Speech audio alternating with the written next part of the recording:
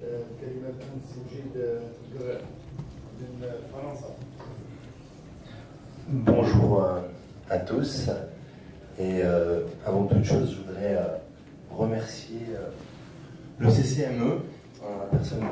Boussouf et en la personne de M. Hachbali de nous permettre ce moment d'échange et d'organiser avec la commission du dialogue national ce retour, en tout cas pour nous, et d'expérience à la fois et de partager notre sentiment par rapport à plusieurs choses. Ça va comme ça? La première des choses, Monsieur le Président, c'est que je voudrais, avant toute chose, essayer de vous montrer une réalité. La réalité de l'immigration marocaine, comme on l'appelle.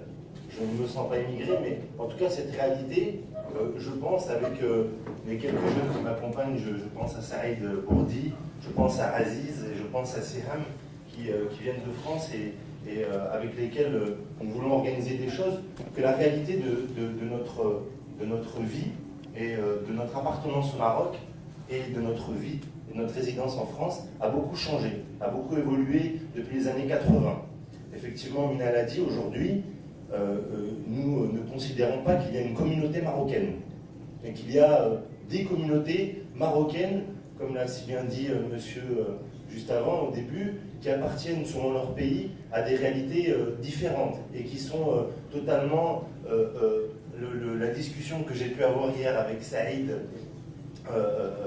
qui est d'origine italienne, il parle à des réalités qui sont différentes des miennes et il a des attentes et des aspirations qui sont différentes des miennes, même si tous les deux on peut dire que nous sommes jeunes et que nous sommes des militants dans des partis politiques différents ou identiques. En tout état de cause, nos vies aujourd'hui et ce à quoi nous sommes aujourd'hui confrontés a beaucoup évolué. Et ce que je voudrais, c'est que cette commission en prenne conscience, et je voudrais pour cela citer quelques exemples. Aujourd'hui, nous avons un rapport avec le Maroc qui a beaucoup évolué. C'est-à-dire que les questions que nous nous posons dans notre relation par rapport au Maroc, les questions et cette volonté à nous d'aider le Maroc ou de contribuer à son développement ou d'être aussi des apporteurs d'idées, des apporteurs d'expérience, je pense qu'elle a beaucoup évolué. Et effectivement, du temps où nous étions plus jeunes et où nous étions dans des voitures, où nous traversions l'Espagne venue de France pour venir et pour voir nos familles, aujourd'hui les choses ont beaucoup évolué. Moi, à titre personnel, je parle de mon expérience, j'ai beaucoup milité dans des partis politiques, notamment dans le Parti socialiste français, et dans ce parti, j'ai exercé quelques fonctions. Aujourd'hui, je sors du gouvernement où j'étais conseiller ministériel et où j'ai travaillé avec le gouvernement français. Et aujourd'hui, ma volonté et mon apport dans le cadre de ce dialogue national, il peut être totalement différent de chacun de vous d'ailleurs. Et pour avoir travaillé aux côtés de Ségolène Royal, notamment, où j'étais à son cabinet, nous avons beaucoup travaillé sur cette question de la démocratie participative. Et la démocratie participative, ce que je vous conseillerais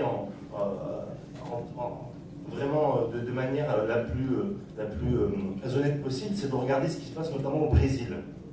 Le Brésil aujourd'hui, en termes de démocratie participative, a réussi à présenter la forme la plus aboutie de démocratie participative. Parce que le terme démocratie participative aujourd'hui est assez galvaudé. Tout le monde l'utilise, c'est un petit peu à la mode. Société civile, démocratie participative. Et la réalité, c'est que les citoyens demandent, la société civile demande à participer à l'élaboration des politiques publiques, à l'élaboration de la décision publique, à prendre une part du pouvoir et pas uniquement être consulté de manière